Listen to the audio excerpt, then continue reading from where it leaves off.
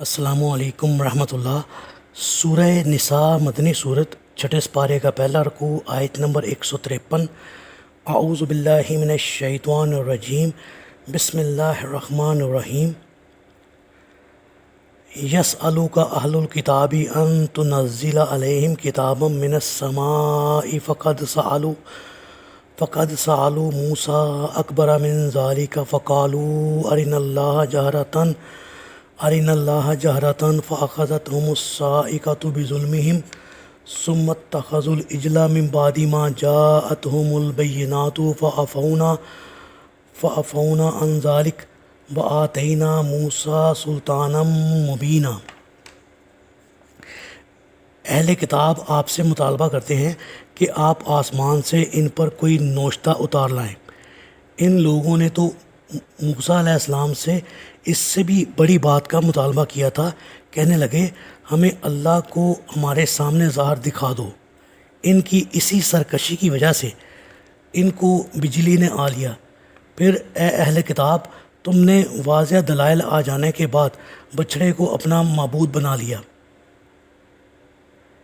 پھر ہم نے ان کا یہ قصور بھی معاف کر دیا اور ہم نے موسیٰ علیہ السلام کو سریع غلبہ عطا کیا۔ جی، یہود مدینہ نے آپ صلی اللہ علیہ وآلہ وسلم سے یہ مطالبہ کیا کہ اگر آسمان سے کوئی لکھی ہوئی کتاب آپ پر نازل ہو تو ہم اس پر ایمان لے آئیں گے، جیسا کہ موسیٰ علیہ السلام پر تورات کی تختیاں نازل ہوئی تھیں۔ ان کے اس مطالبے کے اللہ نے مختلف مقامات پر کئی طرح سے جواب دیے ہیں، الزامی بھی اور تحقیقی بھی۔ الزامی جواب یہ ہے کہ سوال کرنا اور سوال کرتے جانا یہود کی عادت ثانیہ بن چکی ہے۔ اب سوال یہ ہے کہ جب ان پر آسمان سے تورات لکھی لکھائی نازل ہوئی تو کیا یہ اس پر ایمان لے آئے تھے؟ انہوں نے تو اس سے بھی بڑا مطالبہ پیش کر دیا تھا، جو یہ تھا کہ ہم جب تک اللہ کو نہ دیکھ لیں اور وہ بھی یہ کہے کہ واقعی یہ کتاب تورات میں نے ہی نازل کی ہے، اس وقت تک اے موسیٰ ہم تمہارا کیسے اعتبار کریں؟ اگرچہ ان کا ہر مطالبہ انتہائی سرکشی پر مبنی تھا، تاہم موسیٰ علیہ السلام انہیں کوہ طور کے دامن میں لے گئے۔ بھلا اللہ تعالیٰ کی جس تجلی کو خود موسیٰ علیہ السلام بھی نہ سہار سکے اور بے ہوش ہو کر گر پڑے تھے، یہ لوگ بھلا کیسے سہار سکتے تھے؟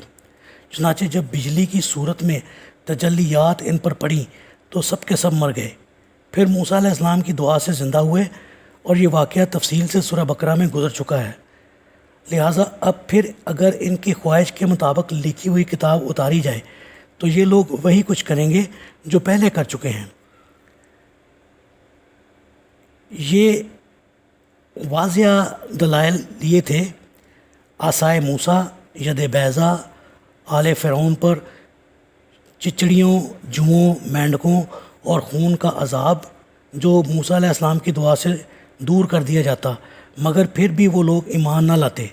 جادوگروں کے مقابلے میں موسیٰ علیہ السلام کی نمایاں کامیابی اور جادوگروں کا ایمان لانا، دریا کا پھٹنا اور اس میں فرعون اور آل فرعون کا غرق ہونا، اور بنی اسرائیل کا فرعونیوں سے نجات پانا وغیرہ، غرض ایسے دلائل یا معجزات بے شمار تھے۔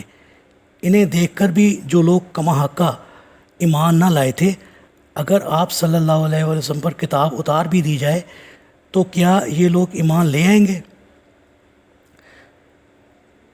یہ یہودیوں سے کہا گیا ہے کہ تم اس قدر ظالم لوگ تھے کہ تم نے یہ نہ سمجھا کہ یہ سب کچھ اللہ تعالیٰ کی مہربانی سے ہوتا رہا، بلکہ تم میں سے اکثر نے یہی سمجھا کہ ہماری یہ نجات گوسالہ پرستی کی وجہ سے ہوئی ہے، لہٰذا تم نے پھر سے گوسالہ پرستی شروع کر دی، اور جب کسی بچڑے کا نصب شدہ بت نہ ملا تو تم نے خود ہی بچڑے کا بت بنا کر اس کی پوجا شروع کر دی۔ اللہ تعالیٰ سے دعا ہے اللہ تعالیٰ ہمیں ہر قسم کے کفر اور شرک سے محفوظ فرمائے اور ہمارا خاتمہ ایمان پر فرمائے۔